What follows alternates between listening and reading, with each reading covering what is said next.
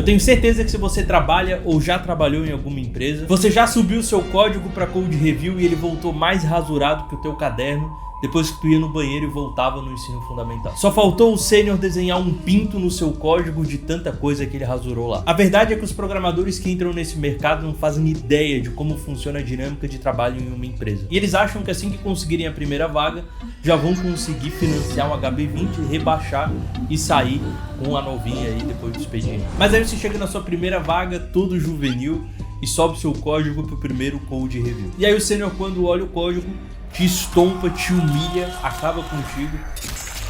Mas o que é isso que está aparecendo aqui no meu computador? Eu não acredito nisso. E tu fala, cara, eu quero deixar essa vida, eu não quero mais ser programador, eu quero sair dessa empresa, eu não sei o que fazer. Eu vou trabalhar no caixa do mercado do meu tio. mas graças a Deus vocês têm esse canal aqui e hoje eu vou te ensinar tudo que você precisa saber sobre Code Review, sobre como subir um bom código, sobre como não ser humilhado, o que fazer antes de subir o teu código e tudo mais. Vou te ensinar tudo o que tu precisa fazer para não se sentir humilhado no seu primeiro Code Review. Então chega de enrolação e bora pro vídeo.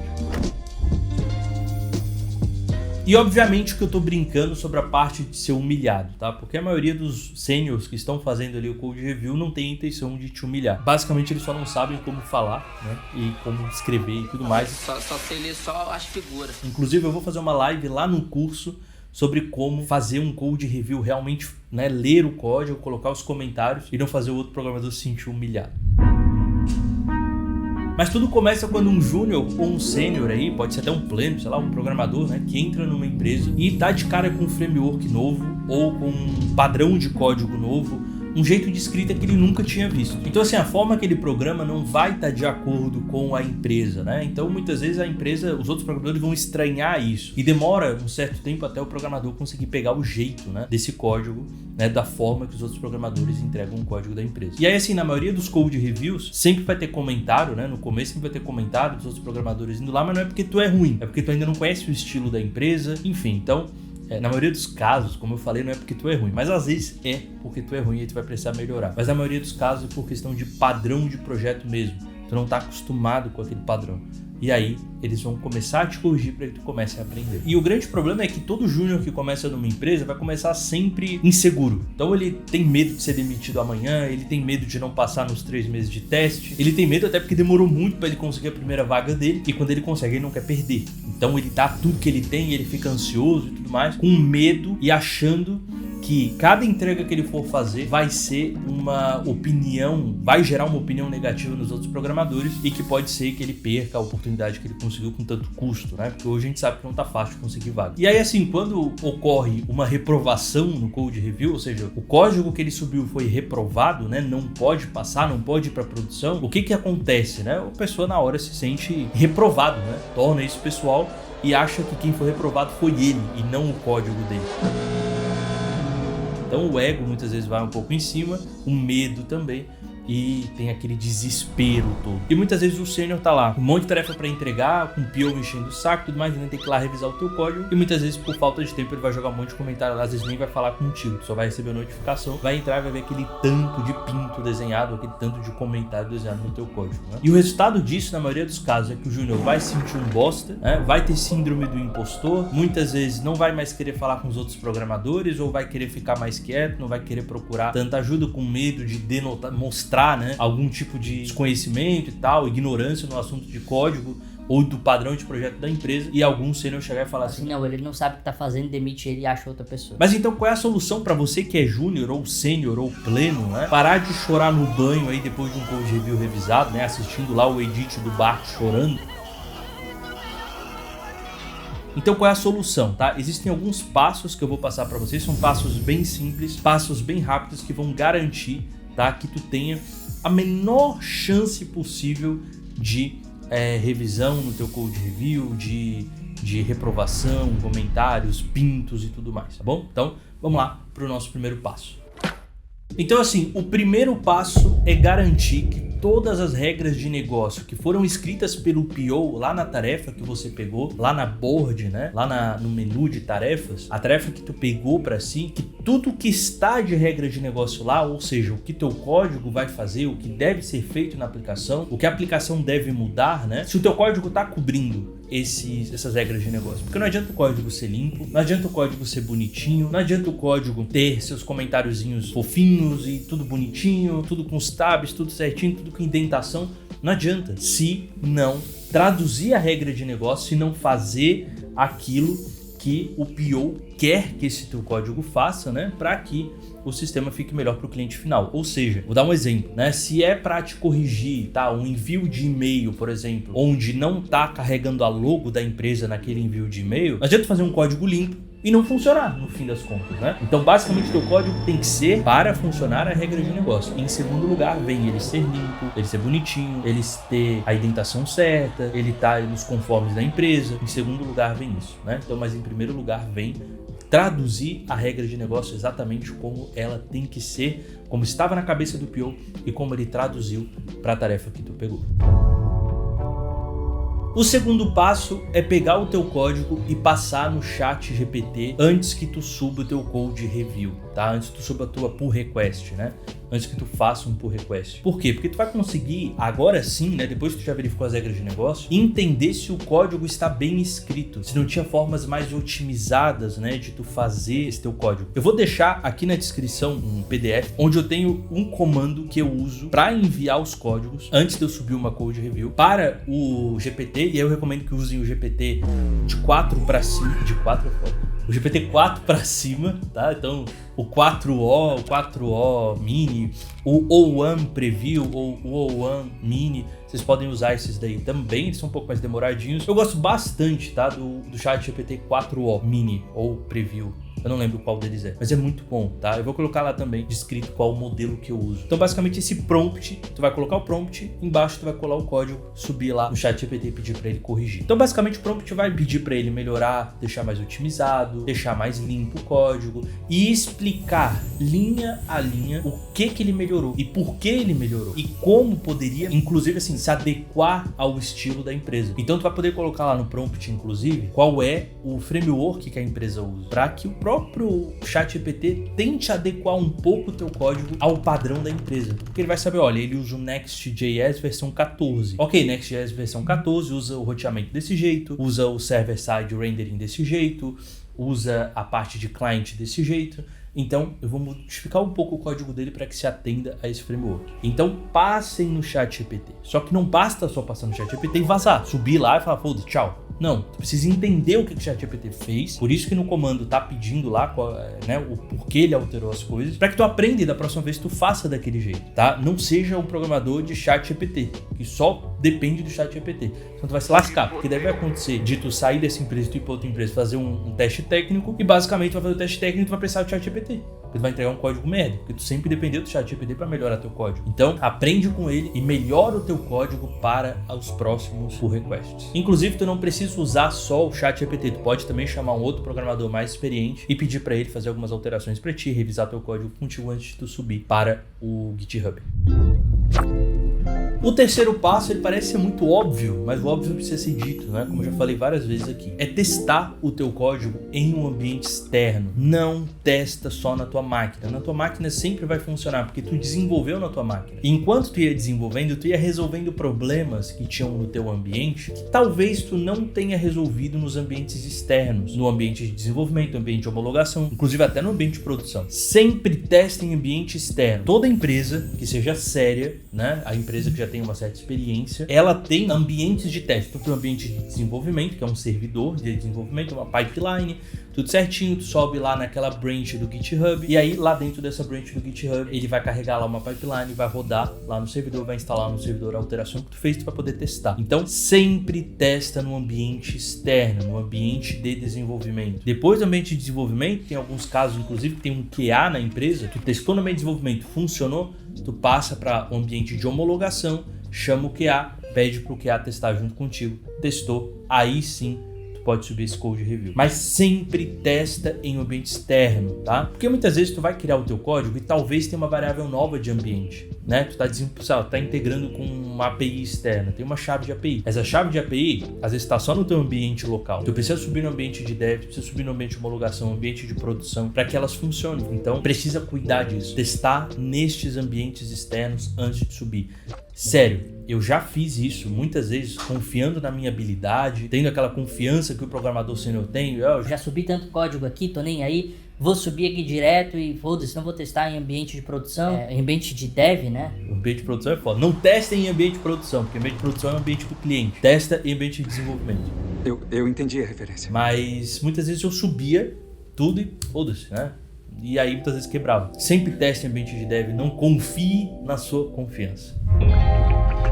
E o quarto passo é também simples, mas talvez não seja simples de implementar, é simples de explicar. Que é basicamente tu não levar pro lado pessoal. Então tu vai subir, tu vai olhar lá, vai seguir todos os passos anteriores. Se deu tudo certo, tu vai subir esse code review. Inclusive existe um momento para subir o code review. Então antes de tu abrir uma PR, e quando eu falo code review é mais a PR mesmo, tu vai abrir uma PR e vai ter uma revisão daquele código, daquele pull request que tu abriu. Então assim, sempre antes de subir uma PR, primeiro conversa com o PO e vê se não tem outro item na fila. Então às vezes ele quer subir outro código primeiro para depois o teu. Às vezes outra tarefa tem mais prioridade. Então antes não é só tá pronto, vou subir. Não, pergunta pro PO. Posso subir para produção isso aqui? Posso abrir um pull request lá para eles revisarem meu código? Finalizei, testei tudo nos ambientes, tal, tá tudo certo. Ela vai dizer pode ou não. Aguarda um pouco, pode e tal. Enfim, no começo sempre pede autorização, sempre pergunta antes em tudo que tu for fazer, para que tu não tenha problema. Então, perguntar demais não é problema. Agora, tu fazer cagada, né, no ambiente, subir alguma coisa sem autorização, aí sim é problema. Então, sempre pergunta antes. Então assim, subiu o PR, vai ter a code review. Se chegar a comentário, se tiver uma reprovação e tudo mais, não leva pro lado pessoal. O sênior, na maioria dos casos, o tech lead, o gerente, seja o que for revisar o teu código, ele não tem a intenção de te tirar da empresa, ele não tem a intenção de te desfazer, na maioria dos casos, tá? Não, maioria mesmo, 99,9%. Não tem intenção de te tirar da empresa, até porque eles nem te conhecem ainda, e eles querem só que o teu código suba sem quebrar a produção, ou que tu faça de uma forma melhor. Então, não leva pro lado pessoal, eles estão criticando o teu código e não você como programador. Como desenvolvedor, o Brendo como... Então, se é um programador, eles não estão te criticando, eles estão criticando o teu código. Então, tu vai ter que melhorar o teu código, e aí tu já sabe, tu vai ter que melhorar também nos próximos, aqueles pontos que eles falaram. Então, eu recomendo que vocês tenham uma listinha, vocês anotem quais foram as alterações que eles pediram pra gente fazer naquela code review, e na próxima vocês olhem essa listinha e falam assim, olha, ele tinha pedido pra me alterar esse ponto, será que no código eu ainda tô errando nesse ponto? Não, então ok, então eu vou subir, senão eu vou corrigir. Então sempre tenham essa coisa de não levar pro lado pessoal, olhar a alteração e enxergar isso como uma possibilidade de tu melhorar. Na maioria dos casos o programador não quer te ferrar. Nos casos que o programador sênior não foi com a tua cara, né, o tech lead não foi com a tua cara, alguém não foi com a tua cara e quiser ficar te zoando, desenhando pinto no teu código, beijo na boca me dá tesão. Aí sente e chora, meu amigo, porque daí, enfim, não vai ter jeito, o grosso vai entrar. E o quinto passo é testar isso em produção. Então, o teu código foi aprovado, subiu para produção, rodou a pipeline, agora está em produção. O que é o ambiente de produção? É o servidor que o cliente tem acesso. Então, o cliente final, tá? O cliente final, não o teu cliente, enfim, o cliente final da empresa que tu está trabalhando. Aquele cliente final, ele está acessando a plataforma usando o ambiente de produção. Quando sobe um código para o ambiente de produção, quer dizer que lá vai rodar esse código que tu subiu e o cliente vai começar a ter acesso às novas funcionalidades e tudo aquilo que tu fez vai começar a funcionar para o cliente final. Antes de tu dar como uma tarefa concluída, nossa, tá concluída a minha tarefa, vai lá e testa. Pede uma conta de produção para alguém, é uma conta fechada dos desenvolvedores, lá em produção e testa. Se tu for, por exemplo, aquele ajuste do e-mail que eu tinha comentado antes, né, da logo, testa esse envio de e-mail, vê se vai chegar, vê como é que tá no celular quando tu abre pelo celular, vê como é que tá no computador. Se tu tiver um tablet, vê como é que tá no tablet, ou tu usa lá o próprio mecanismo do Chrome para abrir, né, mesmo que talvez não funcione bem, né, dessa forma, mas enfim, se tu tiver teste, se não tiver, quem tiver tablet que se lasque. Mas testa tudo isso daí em produção antes de tu dar isso como concluído. Sabe por quê? E eu entendo que muitas vezes as pessoas vão dizer, Vitor, mas já testei em dev, já testei na minha máquina, já testei em dev, já testei em homologação. Homologação funcionou. A tiazinha lá do QA testou e funcionou também. O código foi aprovado. Subir é muita chance de que funcione em produção. Mas não é 100%. Então, para que tu vá dormir bem, tranquilo, tá? Que tá tudo certo, vai lá e olha, tá? Testa. E se tu encontrar bug, é muito bom, tá? E eu sei que, assim, nunca é bom que tu encontre bug, mas é muito bom que tu seja cara que foi e olhou do começo ao fim da tua tarefa. E se tu encontrou um bug lá, tu chega e fala pra alguém de tech lead, ou pro tech lead, né? Ou o PO, fala assim, ó, olha, eu encontrei um bug lá, o que vocês acham? Eu dou um rollback, né? A gente volta essa alteração e eu arrumo e depois subo de novo. Ou a gente abre um bug para resolver esse bug que eu subi lá, enfim. Como é que a gente faz? O cara, muitas vezes ele vai falar assim, poxa, passou pelo meu code review. Eu vi que tava tudo certo, eu testei, tava tudo certo. Mas e mesmo assim, depois de todos esses passos, o desenvolvedor ainda se preocupou em ir lá em produção e testar. Então isso é muito bom, tá? É muito bom que tu não encontre bug, mas se tu encontrar é muito bom que tu reporte isso. E eles vejam que tu se interessa. Tu realmente se interessa pela empresa, tu se interessa pela tarefa que tu pegou em ir até o fim, testar lá no fim, na ponta final, para depois fechar a tarefa. Beleza? Então sempre testem em produção. E aí depois disso, lembrem-se sempre de arrastar a tarefa lá no board. Tu tem um board de tarefas? Arrasta para concluir. Eu sempre esquecia, os caras sempre ficavam, Vitor, sobe esse negócio, arruma lá na board. eu sempre esquecia, sempre. Mas cria um checklist, coloca lá no checklist esses passos e no último arrastar a board. Concluindo tudo, fecha, vai lá brincar com teu cachorro, brincar com teu gato, levar teu gato na escolinha de gatos ou teu cachorro na escolinha de cachorros e vai ser feliz porque tu realmente entregou tua tarefa 100%. E só um detalhe, tá? Antes da gente finalizar, quando você receber o código lá de alteração, nunca chega pro sênior ou chega pra qualquer pessoa de forma ofendida, por isso que eu falei, não leva pro lado pessoal, falando, Não faz sentido, não faz sentido isso, não faz sentido aquilo. porque se o cara alterou alguma coisa, é porque faz sentido. Se ele pediu alteração, é porque faz sentido na maioria dos casos, tá? Então, escuta o que o cara tem a dizer, pra depois tu dar a tua opinião. E eu acho que tu até pode fazer uma abstinência de opinião. Não dá a tua opinião por 6 meses enquanto tu estiver trabalhando lá. Se bota no teu lugar, tu é um júnior, tu é um pleno, tu é um sênior, tu entrou na empresa, faz tua tarefa e não fica enchendo o saco, querendo fazer, mudar isso, mudar aquilo outro. Só enche o saco dos caras. E, cara, vou te falar uma coisa, tá? Se tu começa a criar tarefa pra te fazer, que não era tua tarefa, e dá errado, a culpa é tua. Se dá certo, ninguém vai ligar. Vão falar, Que maravilhoso, tá tudo certo, legal. mas se der errado, é tu que vai, tomar. Então, não cria tarefas onde tu não precisa criar, onde ninguém pediu. Faz a tua tarefa ali, entrega 100%, vai até o fim nos testes, e é isso, tu já é um ótimo desenvolvedor.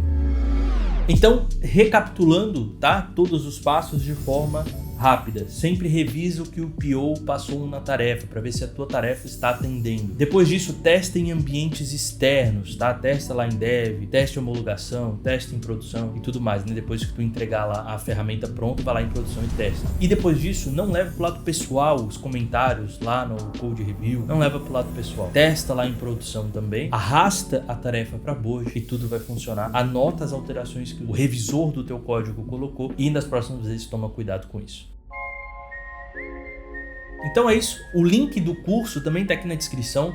Lá eu ensino a fazer um code review, eu ensino cada passo desse aqui, como olhar essas tarefas e tudo mais, como revisar essas tarefas antes de subir, como conversar com os outros programadores, como é o primeiro dia de trabalho, como tu criar teu currículo, como entrar de vaga, tudo isso a gente ensina. Tem 2 lives por semana comigo, umas 2 horas mais ou menos. Inclusive amanhã eu vou ter 4 horas de live, das 6 até as 10 da noite, com os alunos revisando o currículo de cada um deles, beleza? Então é isso, deixem o like aqui embaixo, se inscrevam no canal também, se a gente quer chegar a 30 mil inscritos, comentem aqui embaixo o que já aconteceu em algum dos code reviews que vocês já fizeram, tá? E nos vemos